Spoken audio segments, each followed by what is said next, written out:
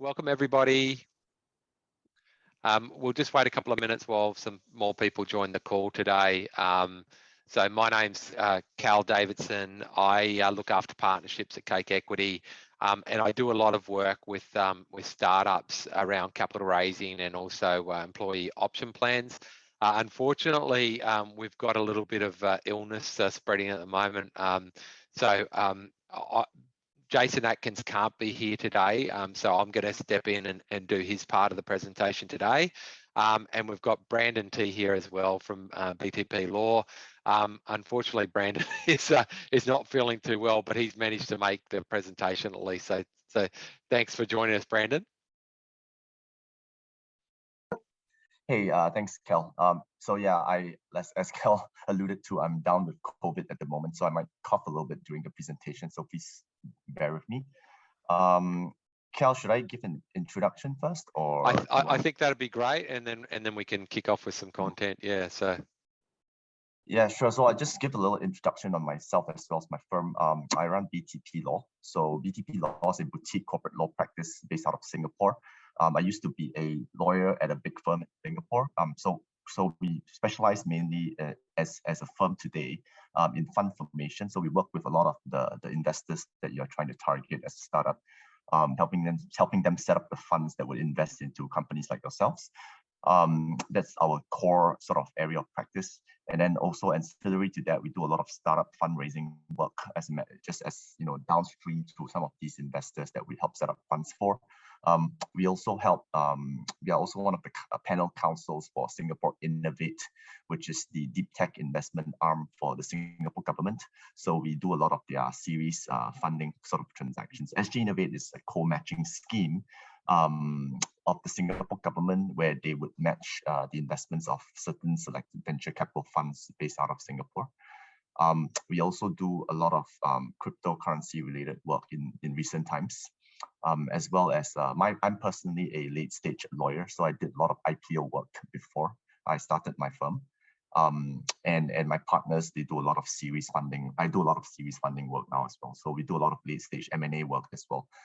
So I think the thing about us is I think we can sort of identify with some of the pain points that a lot of new startups face, because we see ourselves as well as a startup within just in a different industry, right? The way we ran our firm was also a bit like we thought of it a bit like a startup as well. How we can scale and 10x every year, right? So and what's the best way to go from point A to point D with the least amount of resources? That was kind of how we looked at it, right? And fortunately for us, I think it paid off pretty well. In the last 1 or 2 years, we've scaled quite a fair bit and we've grown quite quickly. I guess the only difference that between us and normal startups is we don't need to raise funds for better or for worse. Primarily because we've done well enough that we don't need it, and I guess also it's a bit different because we are a regulated industry. We can't just like take investments into our firm, right? But again, I guess today the topic is really to cover fundraising, which we do a lot of. And so without further ado, I'll hand the ball back to Cal. Thanks, Brandon. That's a great introduction. And as you said, yes, we are going to be talking about startup capital raising today. So I'll just share my screen here and put up some slides, which we'll run through. So just in terms of the actual, can you see the slides here? Yep. You can see the slides. So in terms of the actual the information that we'll be discussing today, give me one moment and I'll just change this. I'll drag this over here.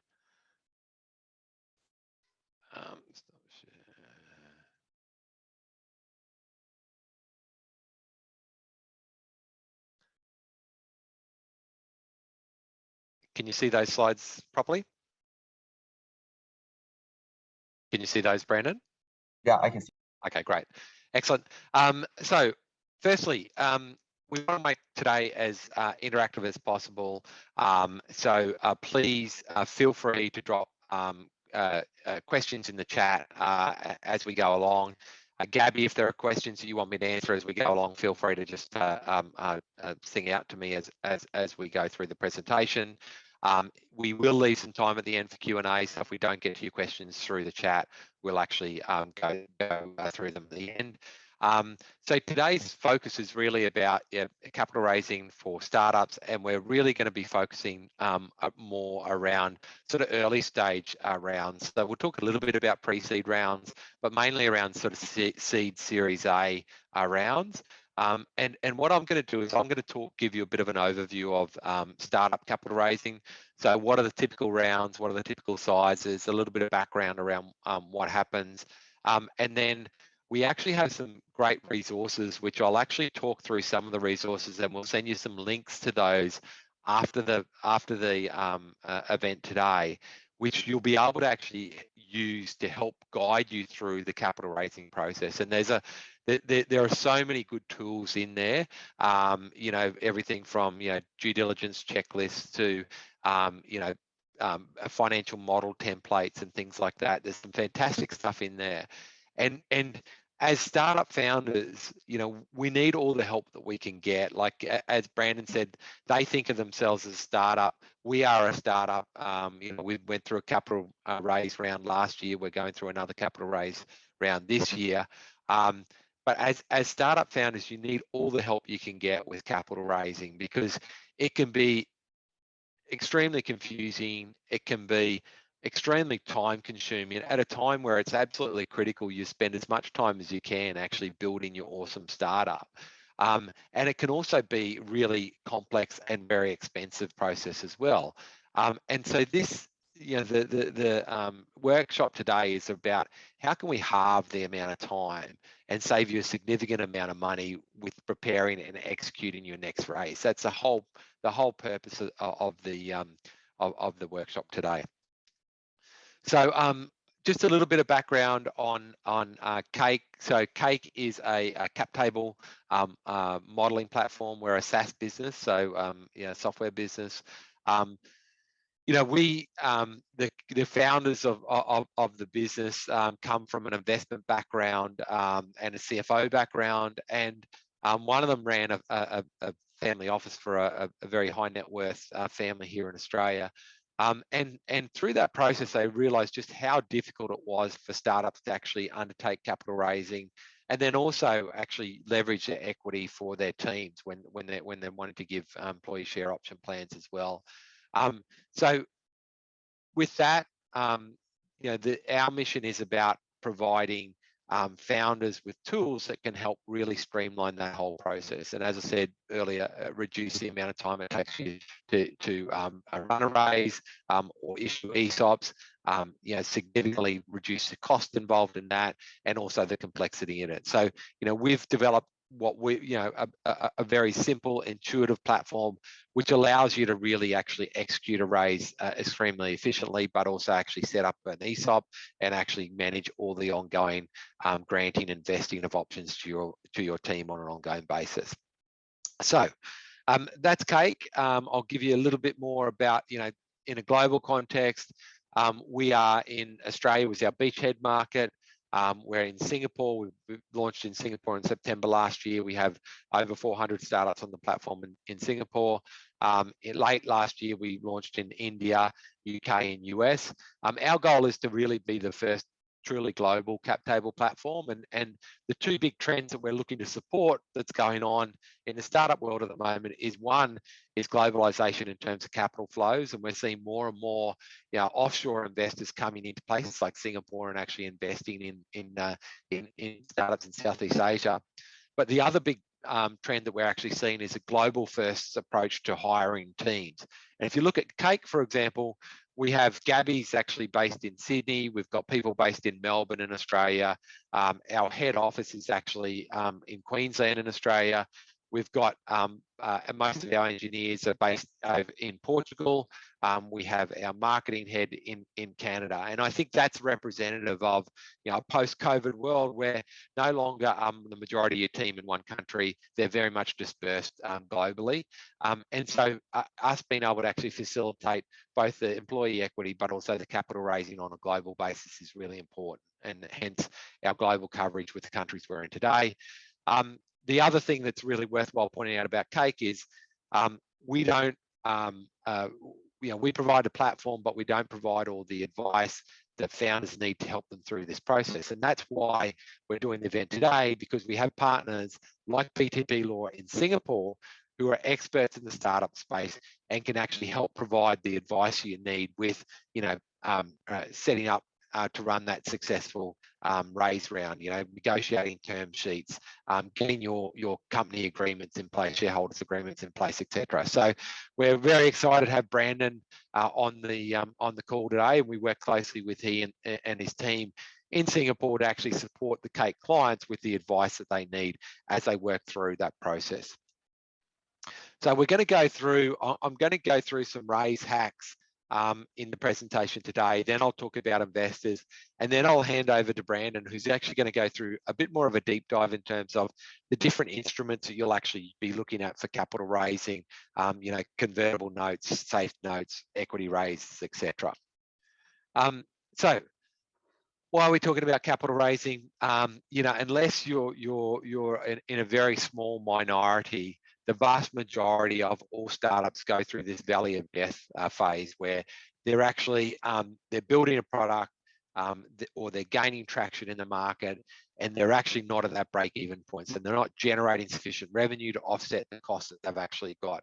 And even businesses that do manage to bootstrap and get to a certain phase, quite often, in order for them to actually really scale that business and take advantage of the opportunities that might be available to them at that point in time, they need to actually raise investment in order for them to actually expand the business and actually reach its potential, particularly if that's on a global basis.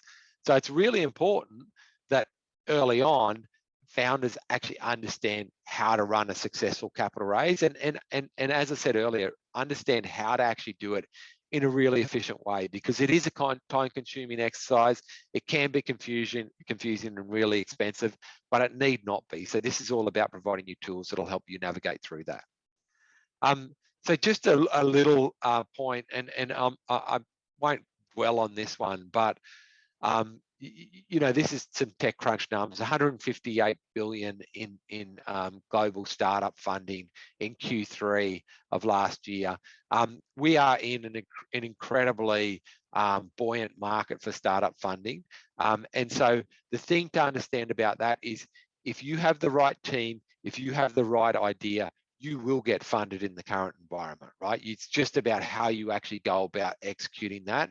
But there are plenty of people and there are plenty of funds looking out there to back really good founder teams with great ideas for their startups.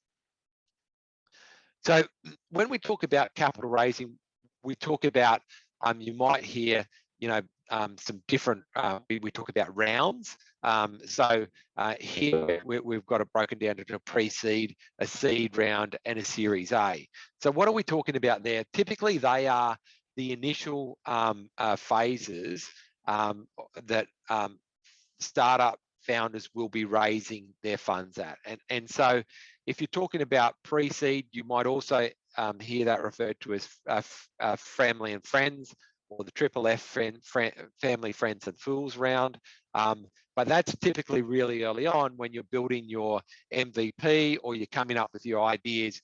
Maybe you don't actually have any revenue at that point in time, and you're actually raising from friends and family, or maybe it's an accelerator who's actually tipping some funds into you at that early stage. Now, we've got some valuation metrics there. I would say in the current market, you might be able to actually double some of those valuation metrics. Brandon, I'm not sure if you have any sort of particular insights on that, but certainly we are seeing some staggering valuations being achieved through these rounds at the moment, and it wouldn't be a far stretch to say that you could actually double the valuations there. There's also some information there about the typical ownership percentage which you're actually giving away at each of those rounds. So you can see there at a seed round, typical seed round valuation will be 3 to 5 mil. Probably in the current market at that, you might even be able to actually say 5 to 10 mil, up to 10 mil for a typical seed round. Typically a company that's raising at that phase is actually issuing between 10 and 20% equity, so giving 10 to 20% ownership in the business at that point in time. And for that, they're raising between 500K and $1 million Singapore. So the other point here at the bottom is you've actually got a mention of the ESOP. We're talking about employee share option plans there. Generally, what you'll find is that if you actually have a sophisticated investor investing in you, they will want you to allocate an ESOP pool before they actually tip their money in, because if they actually, if you allocate that pool after they invest, they will be diluted by that 10% that you actually you allocate to that. That's a nice link onto this next one. This is kind of just a bit of an overview of actually what happens with the ownership percentage for the founders and the initial team over time as you go through equity rounds. So you can see here for a seed round here, at this stage here, we've got the CEO or the lead founder with 30%, co-founders and with another 30%, and then we've got an option pool of 20%. So in total, we've only got, at this stage, we've actually got 20% investment coming in. They've invested $1 million on a $4 million pre-raise valuation, right? Now, what happens over time is as you actually go through those subsequent rounds and you give away more equity, the percentage that's actually controlled by investors increases. And you can see it going from 20% to 47% to 60% to 68% here as you go from C to Series C. And then as a result of that, the share of the ownership pie that's owned by the team that started the business, which starts out at 60% here and goes down to 24% here, right? So your as the business grows, as you raise more funds, your ownership percentage as a founder will decrease, right? But what you're counting on is the fact that your valuation uplift as you go through those rounds is offsetting that. So if you actually look at this example here, you've got a 30% ownership on a 5 mil post money valuation, right? So at that point, as if I'm the CEO, my ownership value of that 30% is $1.5 million, right? So at that point there. Now, if I go to this here, I'm raising 20 mil on a 80 mil post pre-money valuation. So my post-money valuation here is a combination of those, so it's 100 mil. Now, even though I only own 12% of the business, so my share of the overall startup has gone down, my ownership percentage has gone down. My valuation of that ownership percentage is now at 12 mil, right? So it's increased, it's nearly 10x over that period of time. So that's the trade-off that you're making, right? So where you're bringing in investors, they're giving you capital, you're looking to deploy that capital in a way which will increase the value of the business as you go through those subsequent rounds. And that increase in value is more than offsetting the dilution that you're getting by giving away an increasing ownership percentage. So it's really important that you understand that how dilution works. So let's get into some sort of founder tips and some hacks around capital raising. So the first thing is, particularly for the early stage rounds, a seed round, a Series A, you need to simplify everything that you're doing, right? So don't try to invent the wheel. There's a bunch of resources out there. We'll actually talk to a lot of those resources in here. I'll send you the link afterwards, as I said. But there's a lot of, there's valuation metrics here. There's, if you're really early stage, you can use a Berkus method for valuation. As you get further on, you might use a valuation method called Equidam. And then eventually, once you're more established, you might be doing a DCF valuation for your startups. But there are tools out there to actually help you get a very simple valuation, even from a very early stage. Simplify your legal documents, get the right advisors giving you advice. Make sure that you actually advise bad investors. Actually, when you I'll talk to this more later, but when you're building your potential investor list, you've got to make sure you've got enough on that list, because it's like a sales funnel. You need, X amount up here in order to actually get the amount that you need to close deals or write you a check at the end of the day. But it's also really important that the quality of those people you're engaging is right? We see a lot of investors waste a lot of time talking to potential investors who are never going to invest in them. They're not active investing, or they don't invest in your type of startup. So, yes, investors are going to be doing DD on you and your founding team, but it's equally important that you actually are doing your due diligence and you're asking intelligent questions to understand whether they are really a potential investor in your startup or not. If they're not, don't waste your time, don't waste their time, go and find someone who is a potential investor. Okay. So as I said, we'll run through some more of these resources and I'll share them with you. So where are you going to find your investors? So as I said a moment ago, closing out an investment round is like running a sales process. So you need to start at the top of the funnel with the right amount of investors. And so if you're raising even an early stage round where you might be looking to raise $1 million Singapore, you might actually say, well, actually, my average investment amount that I want to close that round out might be $200,000, right? So if you're going to do that, then you're going to need 5 investors to close that round out. In order to actually get 5 investors that are going to write you a check in 3 to 6 months to actually close out your round, you're probably going to have to start talking to 30 to 40 investors, right? In that early stage, because not everyone you start talking to day one is going to write you a check at the end of the day. So it's super important that you start with sufficient numbers before you actually start that process, right? Ask them questions. Ask about what areas they invest in. Ask them how active they are in investing in startups. Get examples of the people they've invested in. Ask them what sort of rounds they invest in. If you're at a pre-seed or if you're a seed round and they don't invest to a Series B, there's no use talking to them, right? At this point in time, you want to focus your energy on the people who are going to invest in you now. Understand what their check size is. If you're seeking people to write an average check size of 200K and they're only investing 25K, it's just not worth your time once again. Now, there are some really good resources around. Startup SG has a list of investors there. Tech Asia has some good resources in there in terms of actually the most active investors in the Singapore market. E27 has a really good directory in there. So when I send you these will have links to them. Founder Institute has some great resources in there in terms of incubators, accelerators, etc., and the different stages and the types of support they give founders as well. There are paid investor lists like Crunchbase and that you can use, although you'll probably find that between the resources that are out there, you'll be able to build a pretty comprehensive investor target list to start talking to.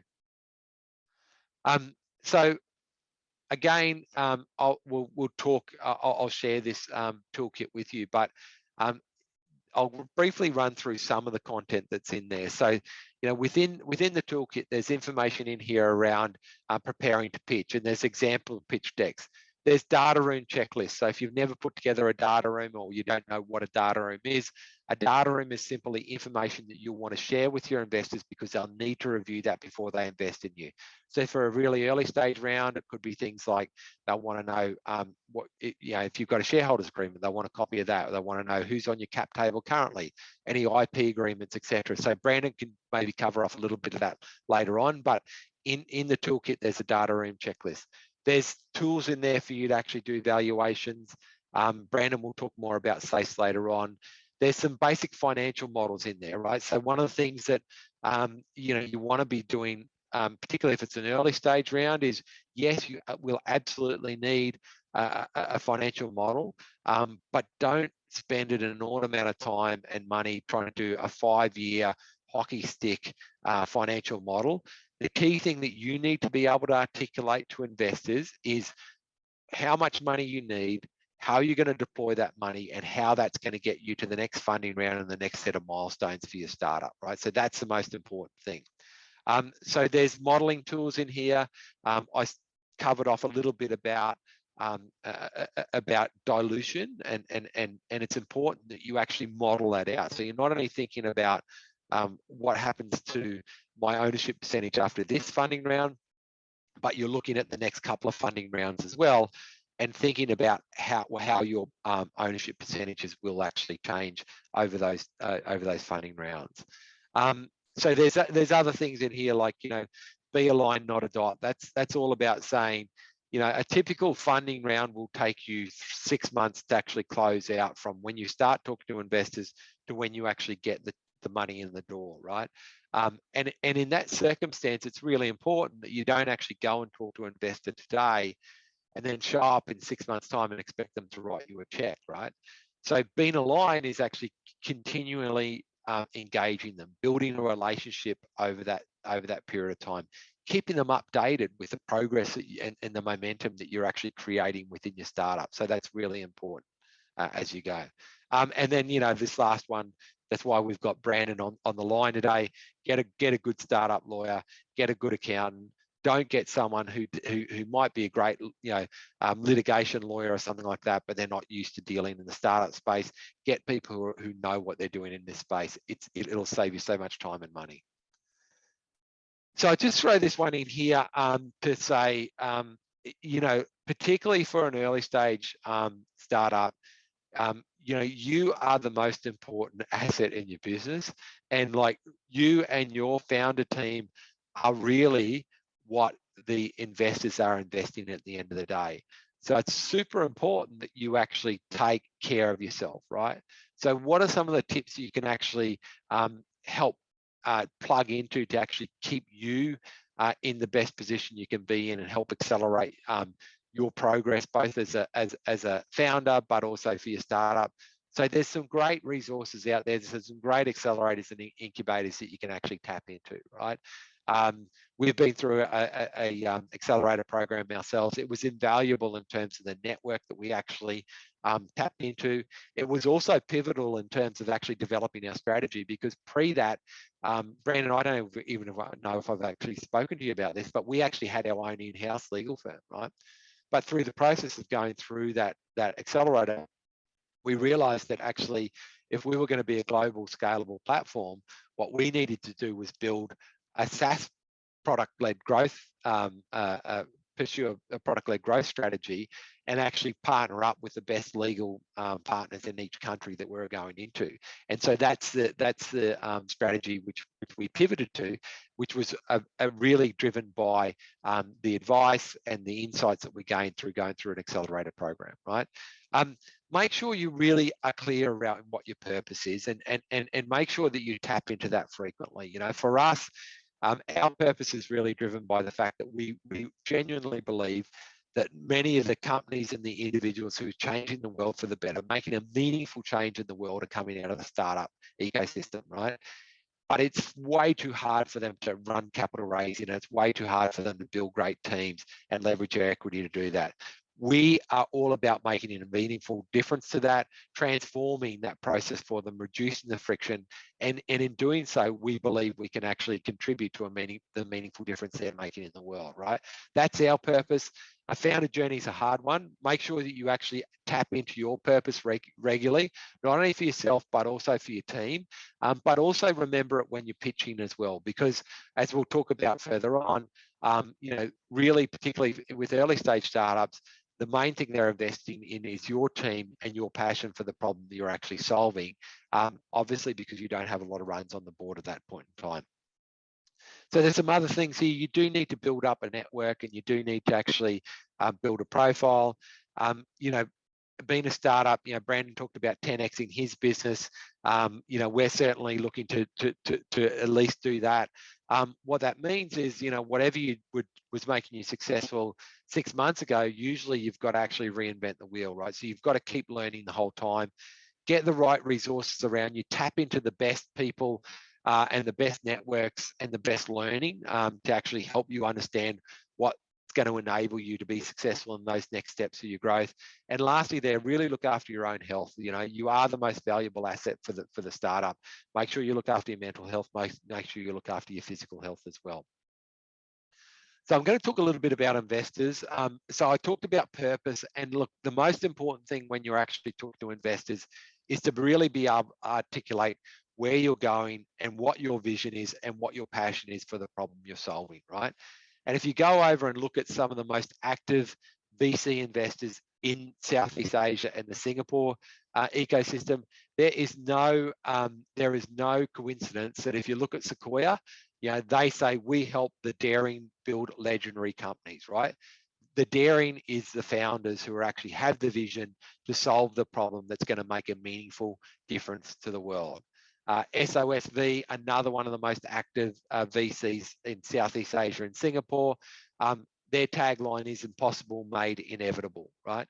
And if you go through multiple VCs, they all will refer back to it's them backing the people, backing the founder teams who have these big visions. So make sure, whatever you do, don't all focus on the technical solution that you're actually going to bring with you. Don't all focus on the financials.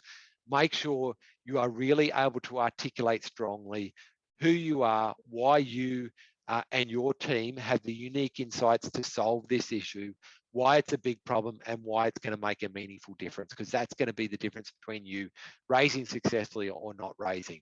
And then the last point there is creating a bit of FOMO is definitely is part of that process, right? So you can do a dance with investors for a long period of time, for months and months and months. But at some stage, you need to actually ask the question. You need to actually put a little bit of FOMO in them, fear that they're going to miss out on the round, to get them to make a decision. We've been through that process with our capital raising rounds before. I'm sure Brandon can give examples of it as well. It is really important that you actually are able to communicate. We're closing this round here. We have commitments. Are you in or out? If you never ask the question, you're never going to get them to write a check. So let's talk a little bit about pitching. I'll just go through this really quickly. So when you're preparing to pitch, you'll need 2 decks. You'll need a marketing deck, which is about 10 slides, and then you'll need a more detailed pitch deck. The marketing deck is to get you the meeting with the investor. The pitch deck is to actually go through more detail, and the goal of the pitch deck is to actually get a term sheet at the end of the day where you start negotiating the terms of their investment. We talk about a lead investor. What is a lead investor? They are the ones that other people are actually prepared to follow when they're investing. So in our last round, we actually had Jason Calacanis, who's probably one of the top 5 angel investors globally. He's out of Silicon Valley. He's an early stage investor in Uber, CarMap, Robinhood, and many other unicorns or more than unicorns.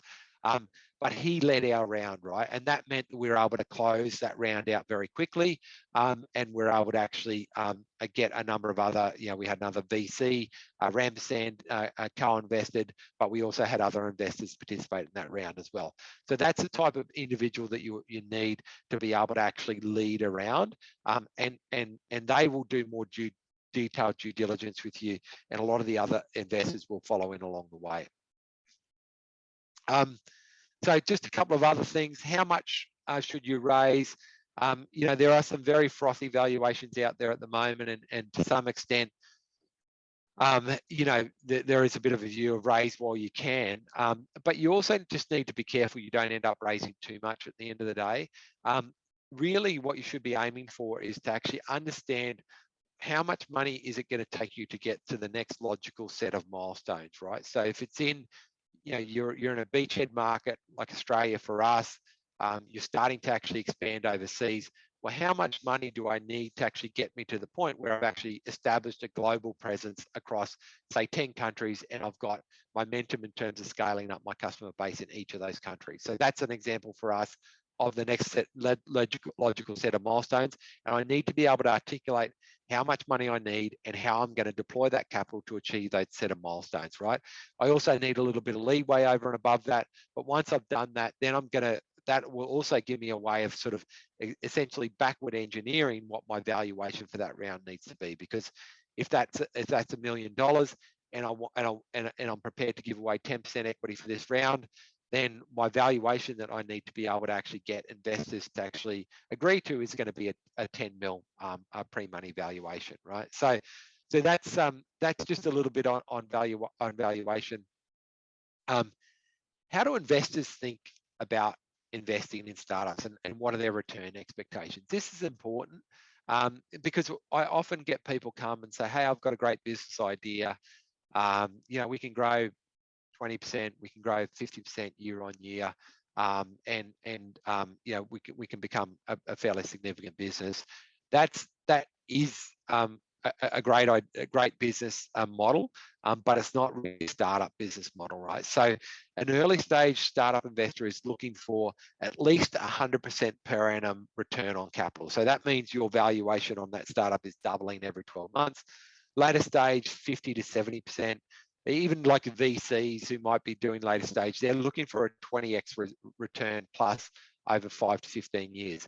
And part of the reason why they actually require such high returns is a rule of thumb of investing in startups is that out of those 10 startups, 8 of them are not going to survive, right? So your returns are really going to come from three of the startups.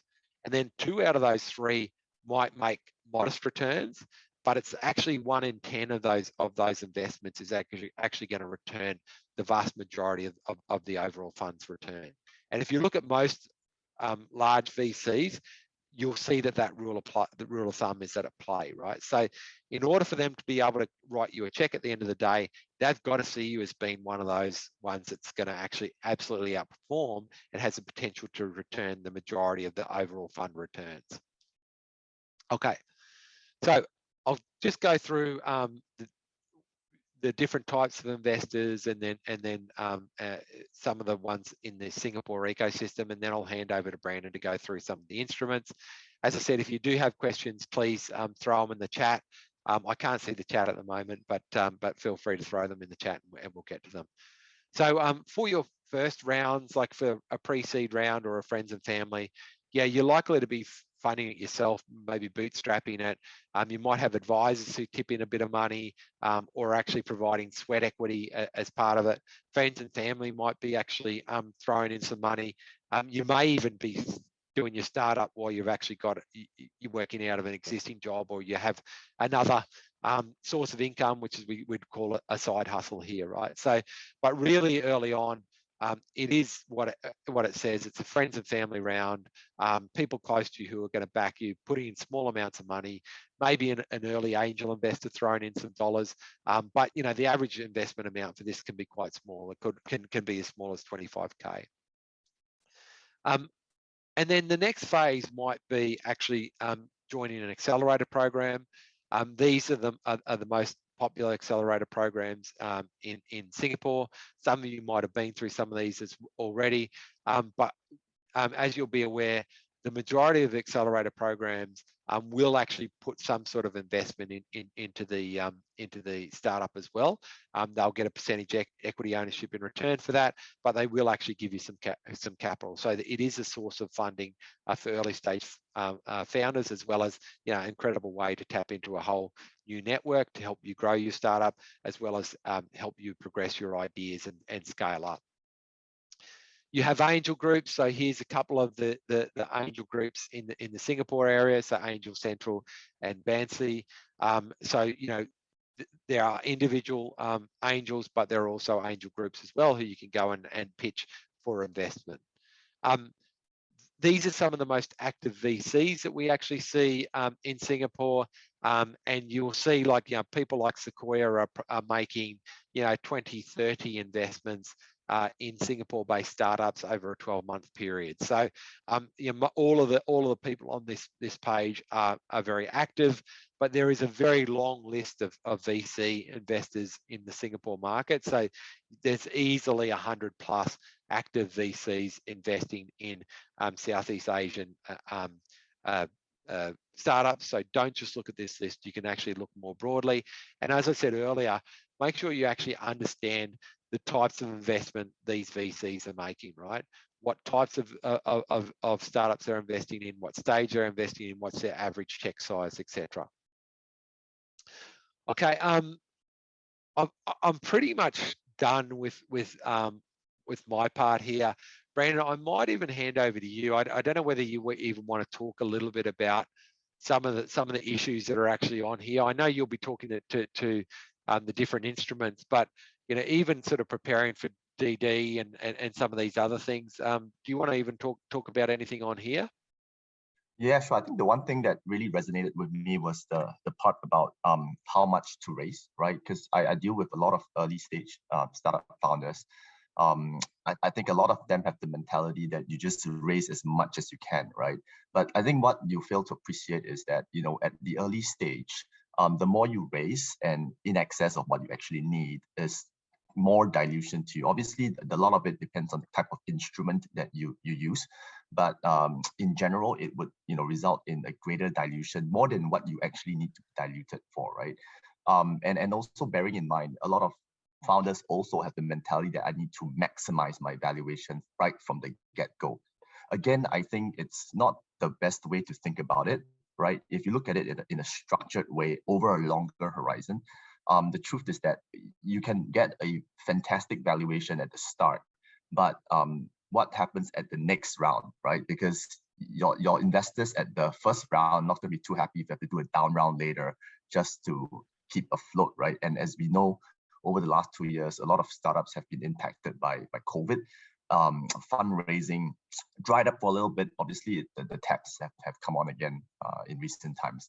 But at some point in time during the COVID pandemic, a lot of companies had little or even no access to additional funding, right? And so if you're in one of those, in that kind of situation where you raise a lot and you're not growing the company in a way that allows you to get to the next round at a higher valuation, then you're going to be in a bit of a pickle and you end up, you know, coming back to square one. And in fact, if your agreements have anti-dilution mechanisms and whatnot, you end up maximizing your valuation on day one, but diluting yourself again at the end, right? So sometimes I think a little bit more forward thinking or planning is quite important.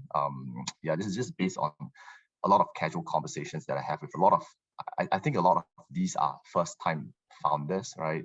So they don't really think of it or they have not experienced that kind of situation before. And obviously just, you know, any ordinary person would think, oh, if I get a big valuation, that's always a good thing, right? Yeah, but not necessarily true. And in terms of, I guess, the other thing I could probably talk about is diligence. So diligence is really depends on the stage you're at, right? Obviously, at the early stage, there's, you know, I think as Cal pointed out earlier, not much to diligence. It's really the founder that's the one that matters, right? So a lot of the diligence will revolve around the founder. And again, it really depends on the type of business. Obviously, if you're a tech heavy sort of company, depending on the type of investor as well, they may conduct in-depth tech diligence and whatnot. But a lot of times, honestly, at the early stage, they don't, because it's just not, the cost doesn't really justify the ends unless you're trying to, you know, raise a huge valuation, then perhaps, right? If you're at a later stage, for example, at the Series A or maybe even pre-A, then there will be, depending again on the size of the round, right? We've dealt with a lot of, again, I think, you know, Series A, Series pre-A, whatever. Sometimes a lot of times these sort of attached, you know, terminology doesn't really mean much, right? I mean, the general understanding of Series A is the first time you get an institutional investor to come onto your cap table, right? But as we know, that doesn't really hold true anymore these days. Sometimes at the seed round, you have institutional investors on board already. So I think, you know, if you look at it from a valuation standpoint, then it's also very different, because in this part of the world, Series A is definitely a lot smaller than in other parts of the world, right? In America, you're seeing Series A at 100 million posts all the time. In Singapore, if you get 100 million posts at Series A, you're one of the rare ones. Yeah, to be honest, I've only ever done one company. Even in the States, I think, Brandon, like, they are still outliers, right? So we see the headlines and that, but they are still outliers, and they're generally someone that has unlocked some sort of, you know, a way to scale their business, which is actually even more than most ordinary startups, you know. So yeah. Yeah, I think the whole of last year, I probably only did one Series A where the valuation was at 100 million post money, and yes, incidentally, the lead investor was a US investor, right? So yep. So in terms of I guess when you say Series A companies, I guess they are like a bit more product market fit has been established and whatnot, right? If you look at it from that perspective, then the diligence will be slightly more comprehensive. You can expect some form of financial diligence for sure. Yes. Legal diligence and the extent of that really depends on how much money the investor wants to spend. And bear in mind, a lot of times the legal costs end up being borne by you anyway.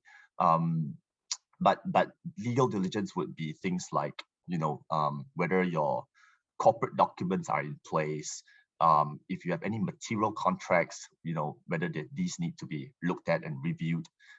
Importantly, whether the IPs are all intact, right? And then a lot of times also they would look at all the employment agreements in place to see whether there are the proper non-compete, non-solicit restrictions that are imposed on the upper management, right, generally. And then they will look at any existing ESOP plans and whatnot. And obviously, depending on the number of jurisdictions you operate within and the importance of each of these jurisdictions, the legal diligence could cover multiple jurisdictions. So in that process, there may be multiple lawyers involved in the process, right? But of course, if you have multiple small little subsidiaries here and there, which are not that substantive in the grand scheme of things, then obviously it's a cost-benefit analysis for most parts, right? So diligence, it's definitely really investor-led, and if you're dealing with institutional investors, it's almost a certainty, right? But at the angel round, I think the truth is that most angels don't conduct a lot of in-depth diligence at all. It's really just, I like you, you like me, and let's go, right? Obviously, again, the type of angel investor really matters, right? I think the one that Cal mentioned that they had as their lead investor is a different level of an angel investor, but the general sort of angel friends and family kind, they probably won't dwell too much into diligence. And you know, it's like basically for this diligence process, right? If it's the kind where there are quite a bit of stuff to cover, then what Cal mentioned earlier about the data room is the typical way to do it these days. Obviously, because COVID and a lot of these transactions are sometimes cross-border and whatnot. So the data room is just a virtual sort of like a Dropbox, right? Where all the files are put in there. And then the lawyers from the investor side will send you a request list for all the documents that they need. And then you just have to file it into that Dropbox.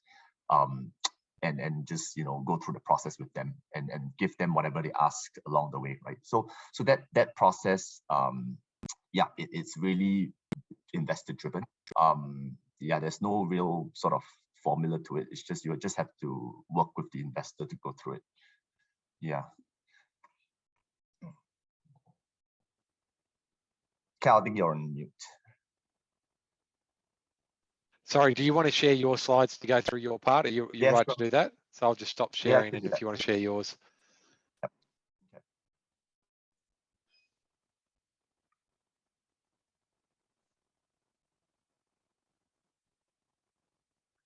Okay. So I guess you know, just maybe as a general comment before I start, you know, I note that some of you are from overseas, right? So what the relevance of Singapore is in the startup fundraising context. I guess if you're looking to raise funds out of Southeast Asia, or your company operating Southeast Asia, for example, it is a common trend for the holding company to be incorporated in Singapore. I think primarily because investors in this part of the world are more comfortable to invest into companies, a Singapore company, rather than a company that is in another part of Southeast Asia, right? Then that would typically form the operating company, but they would then have to do some restructuring to enable a Singapore incorporated company to sit on top as the parent, right? Out of which shares will be issued. So that's been a common trend.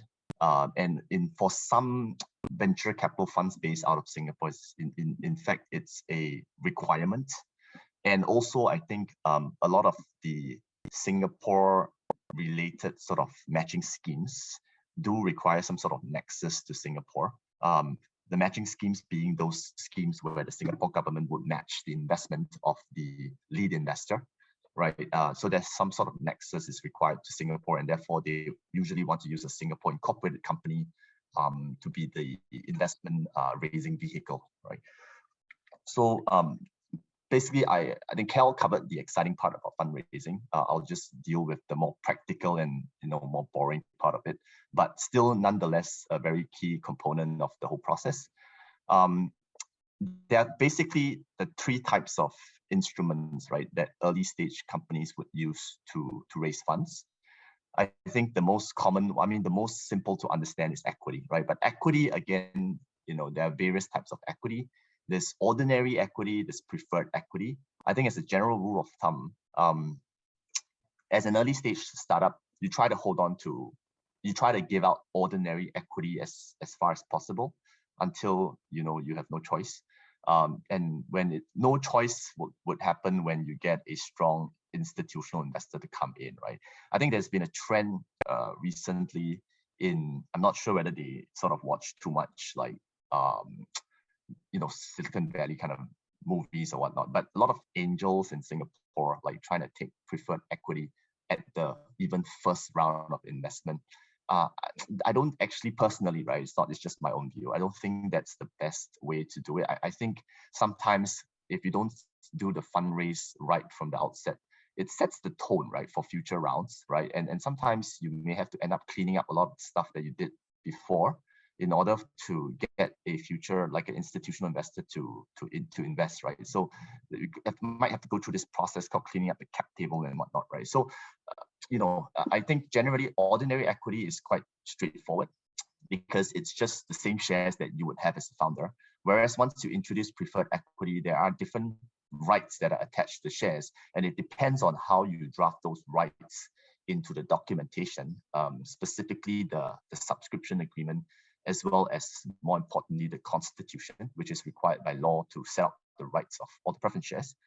Then if those are not drafted properly from day one, it could be an issue going forward, right? Like I've seen one case where the angel investor asked for a liquidation preference that was 3x. I don't know where he got that idea from, but 3x, right? That doesn't work at all.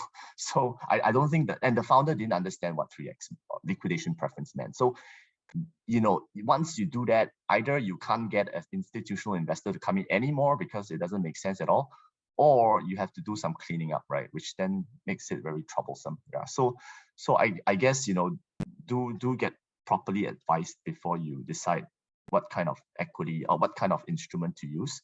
And if you do decide to go with equity, just try to hold on to ordinary equity until you get an institutional investor comes in and they probably know better what they're doing, right?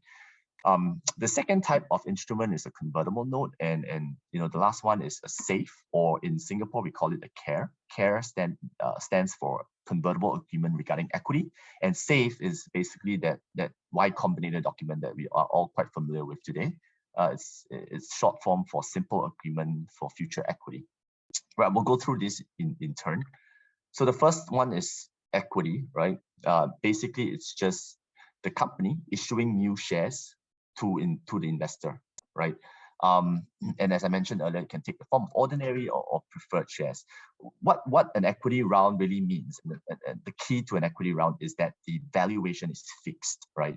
So you decide on the valuation, and then you issue the equity based on that valuation, right? And because of the documentation involved, it does take a bit more time. So the documentation involved usually it might start with a term sheet, right? But if it's an early round, there may not be a term sheet, right? We could just go straight into subscription. Term sheets are more common if preferred shares are being issued, and if there is an institutional investor leading the round, that typically is a term sheet. The term sheet would set out highlight the headline terms, right, under for the purposes of the transaction, right? So what would go into the subscription agreement in terms of reps and warranties, whether there are any specific reps and warranties, and what would go to the shareholders agreement, like, do I have a right to appoint a director? What are the reserve matters and whatnot, right? So the subscription agreement and the shareholders agreement are the two main the main documents in an equity transaction. The subscription agreement is really just the agreement by which the investor gets the shares and pays for those shares in the company. The main thing that is negotiated in this agreement, and this really is important for all founders to know, right, are the representations and warranties that are given by either the founder or the company or both, right? In early stage companies, typically they require these reps and warranties to be given by both the company and the founders on a joint and several basis. Means that they are responsible for one another in terms of any liability for misrepresentations and whatnot. So what are reps and warranties, you may ask, right? These are things that the founder or the company are telling the investors that are true, right? So for example, the company has no lawsuits as at the date of this agreement, right? The company has all of the intellectual property rights, that owns all of the intellectual property rights that it uses and that's important to its business. The company owns all of the title to all of the properties that it uses, right? For example, this kind of stuff. So there is a standardized documentation in Singapore that was developed by the Venture Capital and Private Equity Association called the VIMA documents, right? These are quite industry accepted sort of early stage documentation for series fundraising. And there is a standard subscription agreement and a standard shareholders agreement, right? And while the subscription agreement for VIMA has been drafted in a way that's fairly balanced between the founders as well as the investors, right? I still think personally, having done quite a fair bit of these kind of transactions, that the subscription agreement and the reps and warranties contained within that agreement is very industry specific. So in recent times, we've done a lot of crypto startups, right? And a lot of these reps and warranties sometimes may not be 100% suitable for the founder of a crypto company to give. For example, it has all licenses, it's compliant with all laws, blah, blah, blah. The truth is that we don't know, because crypto laws are all over the place, right? So sometimes we may want to qualify those representations a little bit just to protect the founders. Whereas in most other standard companies like Saas and whatnot, those are fairly standard and easier to give, right? So I think a lot of these reps and warranties, even though it's standardized in Singapore, we still need to look at it from the perspective of the company and the nature of the business that's engaged in. Yeah, but obviously, that would then make the whole process a little bit more long drawn, right? Because you then have to negotiate with the investors.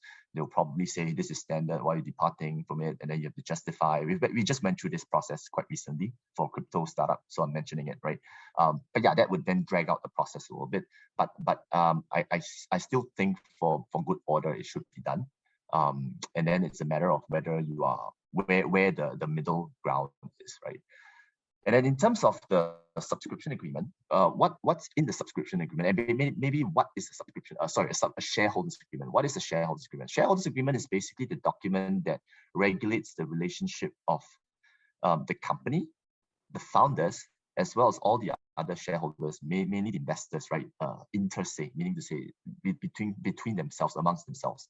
So this document basically sets out all the rights and obligations and basically what all the terms that apply to the relationship of this group of people, right? So what you'll typically see in there is right to appoint directors, right? If you get a strong lead investor, they would almost invariably, if it's an institutional investor, they would almost invariably require a board seat, right? Or if not, at least an observer right? And a board seat is quite clear. It's just a right to appoint a director, right? And an observer is not a director, but it's just a right to attend any board meetings, right? That's an observer right. So whether or not you need to give this right of appointing a director or an observer right to an investor is mostly a matter of a relative bargaining power thing, right? So if you obviously have enough bargaining power and you just don't want to give them any board of any sort of board seat, and if you, as Cal said earlier, create enough FOMO that they still want to come anyway, right? Then they may just not want it, right? So it's a negotiating process that typically would be agreed at the term sheet stage. And then obviously the next thing that is quite common in the shareholders agreement would be your rights, your restrictions on transferring of shares, right? So these are there are a couple of categories here, right? So transfer of shares, firstly, sometimes very often there will be what we call a right of first refusal. So if you sell your shares, for example, anyone sells their shares, they would first have to offer to all the other shareholders, or whatever formula that's basically prescribed in the documentation, right? It can either be all the shareholders that are not selling proportionately, right? So if you're selling your shares, you would offer to all the remaining shareholders proportionate to their shareholding, or it could just be all of the Series A shareholders, for example, if it's Series A round, right? So it really depends on how the wording is crafted.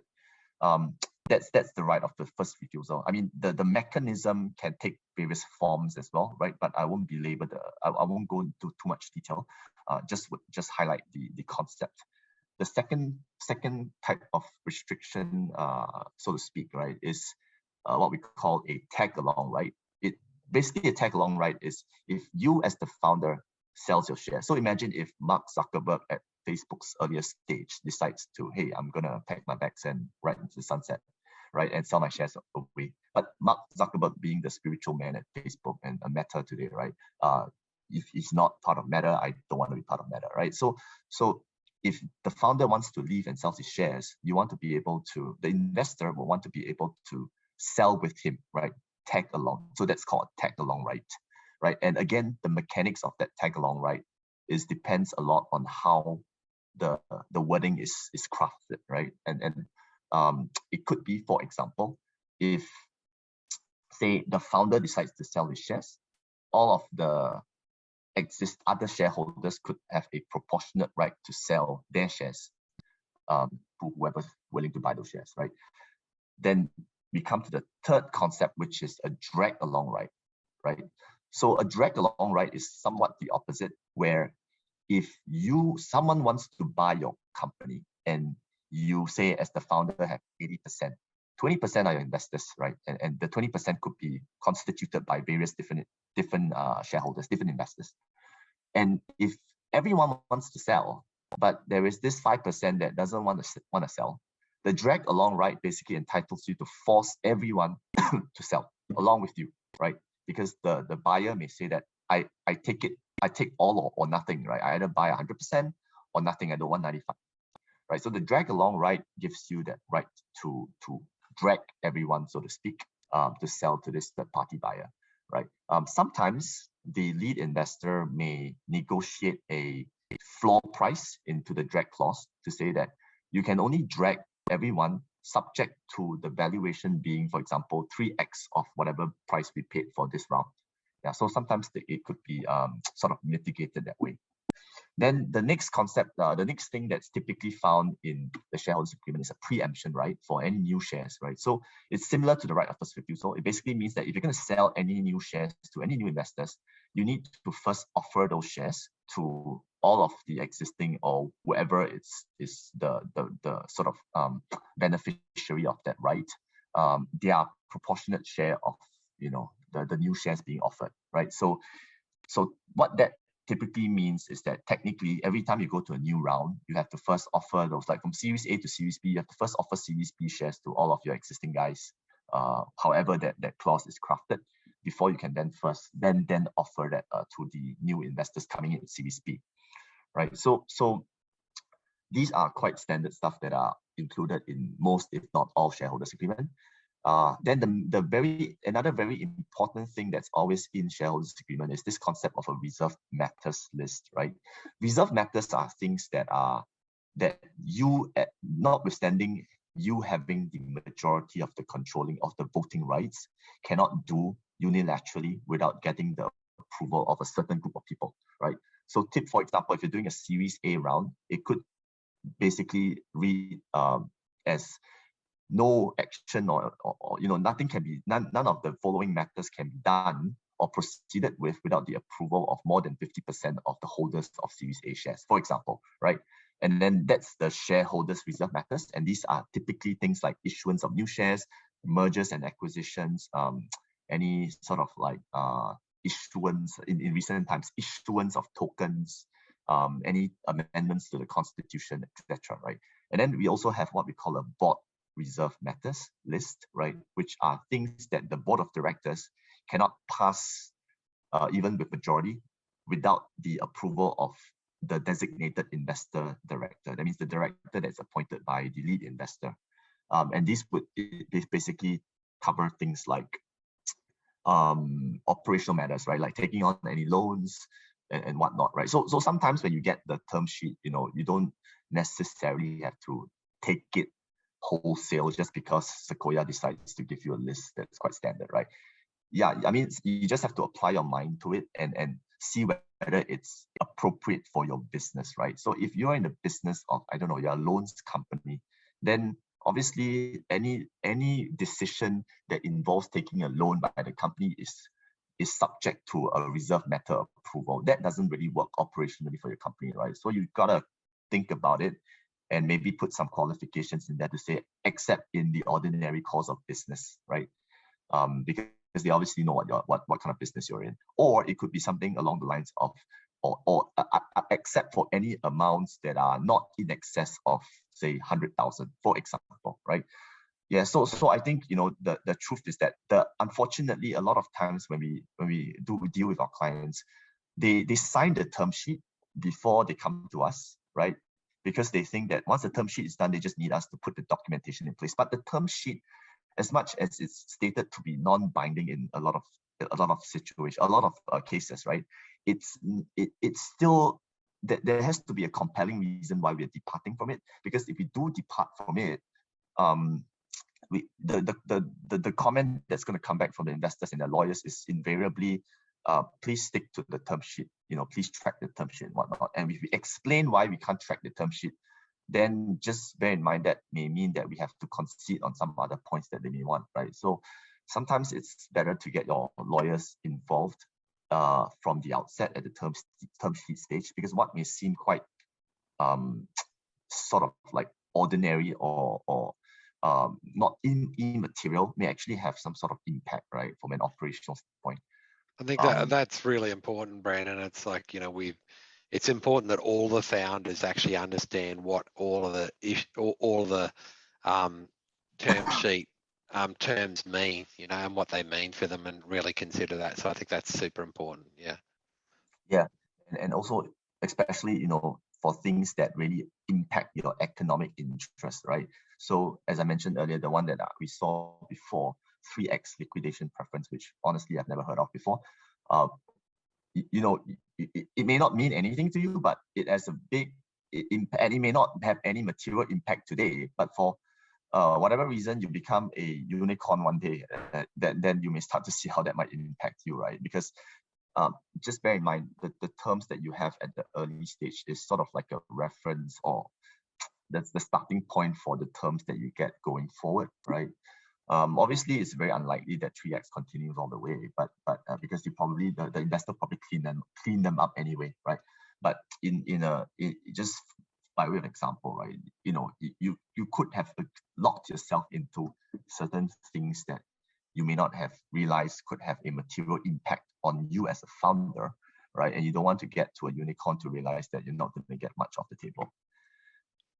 Yeah, so that's really, in a nutshell, the kind of documentation that you would expect to enter into in an equity transaction. So as you might be able to appreciate, because of the various negotiation process, the documentations are generally longer, etc. It could take a bit more time than you would want to as an early stage startup, because what you need is money to come in quick, right? So then what are the alternatives to equity? The next one is a convertible note, right? And then obviously there's a safe note that we'll talk about later. But the convertible note is essentially just a debt instrument that would convert into equity at a future date, right? And this future date is usually pegged to some sort of event, right? And that event is normally an equity fundraise. Because it's a debt, it typically comes with an interest rate and a maturity date. And just bear in mind, the key thing about the convertible note is that you have to pay it back, right? Typically, unless they draft it in some funky structure like a mandatory convertible note or whatever. But it's a plain vanilla convertible note requires you to pay it back with interest on the maturity date, right? Unless the shareholder or the note holder elects to convert it into equity based on whatever conversion mechanism you put into that document. Generally speaking, the convertible note is a lot shorter than a subscription agreement plus the shareholders agreement for sure. Right, and it's good because it allows the startup to raise funds fairly quickly.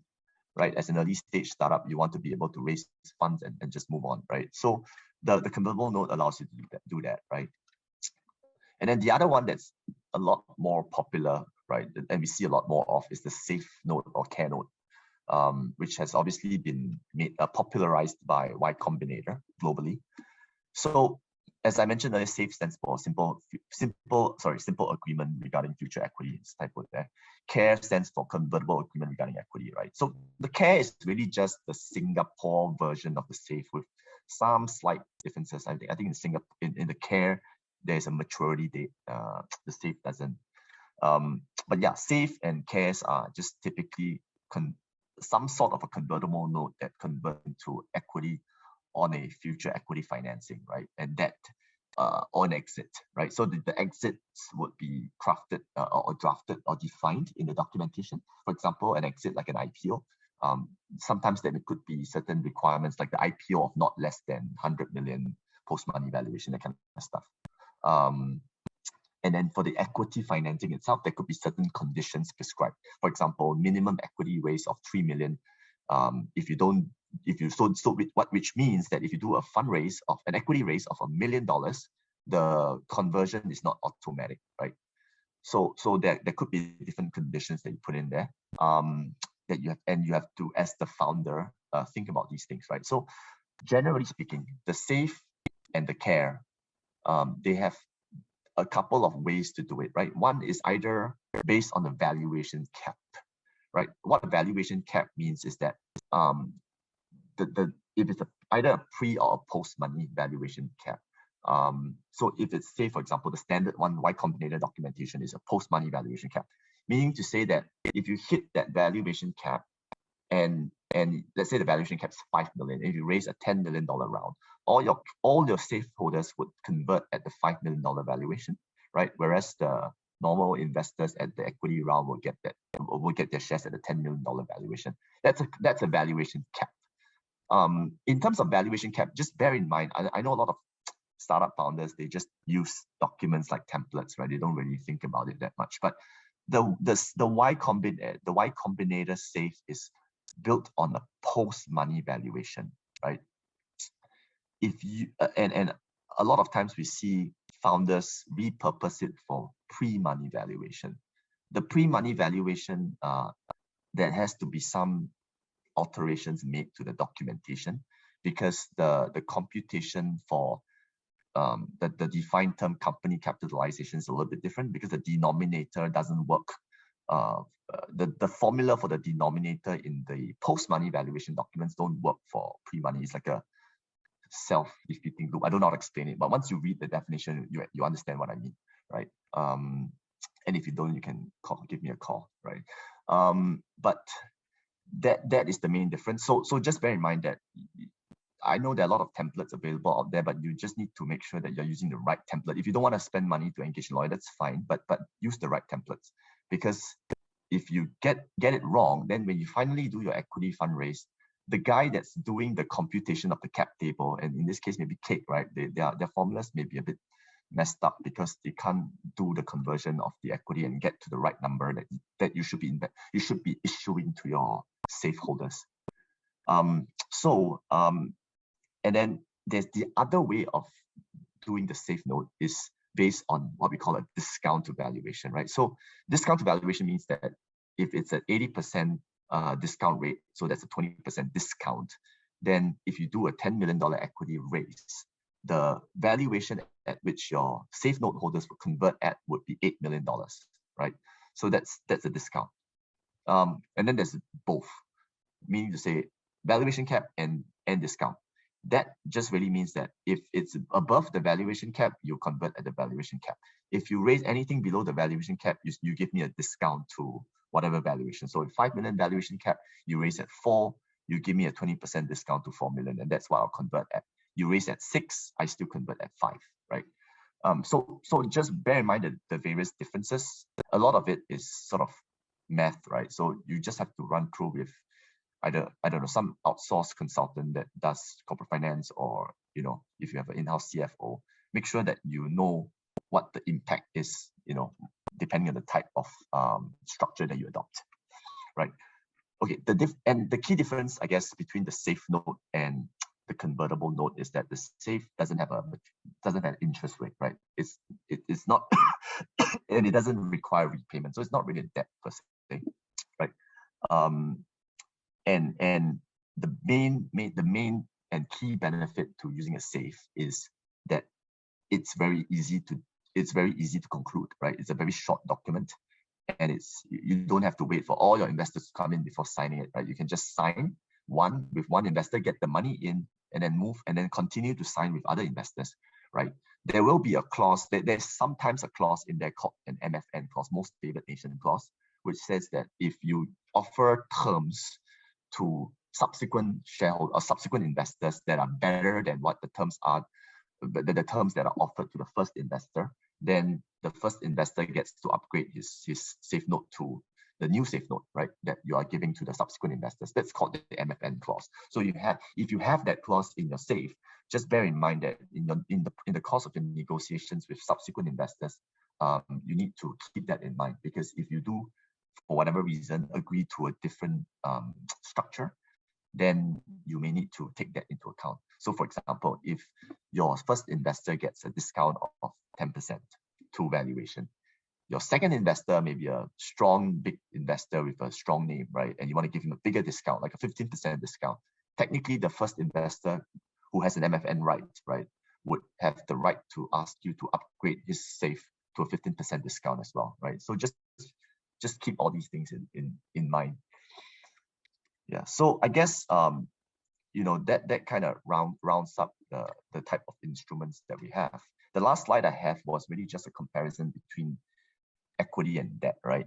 I guess, you know, some of the standard reasons why a company would elect debt over equity is that if the founder actually thinks that his company would be worth a lot more in the future, right? I just need some money now to get it started, right? And then at some point in time, there's an inflection point and I can get a very much larger valuation at a later stage. Then they would probably consider using a safe or even a convertible, right?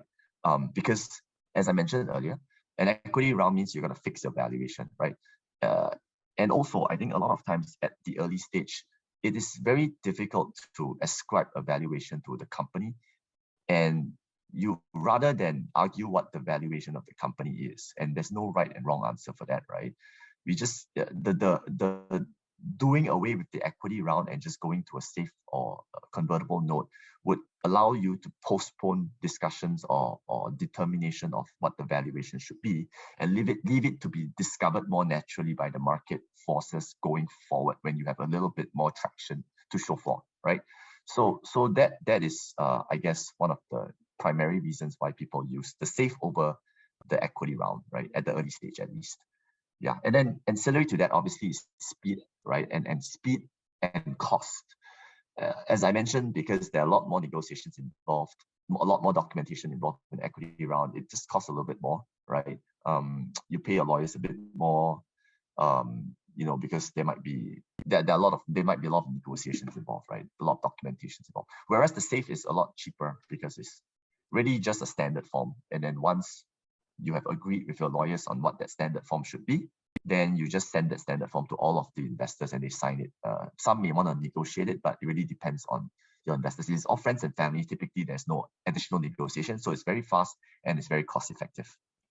The third point is retention of control, right? So as you know, once your investor comes in as a shareholder, they technically have rights. And I mentioned earlier, the shareholders agreement with all sorts of rights that protect the minority. Even though they are minority, they have reserved matters rights and all that kind of stuff. So they would then start to exercise some sort of control over the company in certain matters, right? And if you want to stay nimble as a company and want to be able to move along without being bogged down by a lot of these administrative stuff, then maybe the safe note will be more appropriate, because safe note holders are not shareholders, right? So they technically don't have any voting rights, right? So you still control 100% of the voting rights as the founder. And then the last example is really just more of a technical point. So for example, in some countries, right, like Indonesia, there are certain restrictions on foreign investors in terms of equity investments, right? So maybe the debt instrument could be one way to sort of structure around this problem, right? Obviously, whether or not it works depends. You gotta consult the local council for this, right? If it's Indonesia, if you consult Indonesian council, there could be also like certain tax considerations as well, right? Just bear in mind, because one is equity, one is debt, and different countries have different tax treatments for different instruments, right? So you just have to, if this is the reason why you're using it, you just have to further consult with local council just to understand everything that you need to understand. Yeah. So I think with that, that kind of concludes what I set out to discuss today. And yeah, I'll hand over to Cal, and at the same time also open to the floor for any questions. And if you don't have any questions today but have a further question down the road, feel free to look me up on LinkedIn or send me an email. Yeah. Thanks, Brandon. That's a great run through and a lot of really good information there. So if there are any questions, feel free to pop them in the chat now. Thanks very much for attending the workshop today. I do apologise, we ran over a little bit. I didn't leave Brandon much time at the end there, but it looks like pretty much everyone stayed on the line. So I think there's a lot of good content in there. I think from our perspective, going through capital raising can be quite a complex process. There are certainly templates out there that are available to you to help streamline that process, but it is really important that you get the right advice as you go through that process, and you're using the right tools. So, Brandon and the team at BTP Law do this day in, day out with startups from their first raise through to, Series B, Series C, Series D. They know the things to look out for and can actually save you a lot of time and a lot of headaches down the track by actually getting things structured properly early. The Cake platform certainly helps in terms of executing raises, but also actually setting up and running your equity plans as well. So feel free to reach out to either of us if you've got questions via LinkedIn. As I said, we'll be sending out a copy of the presentation plus a recording, and yeah, we'd love to be able to help you as you go through the raise process, as you build your awesome startups. Brandon, thanks very much for your time, and particularly given you've actually got COVID, that was an extraordinary effort to be here with us. So we really value your contribution today, and look forward to working with you more in the future as well. And thanks, Gabby, for your organisation for the event also. Thanks for having me, Cal. It was a pleasure. Thanks, Brandon. Cheers. Talk soon.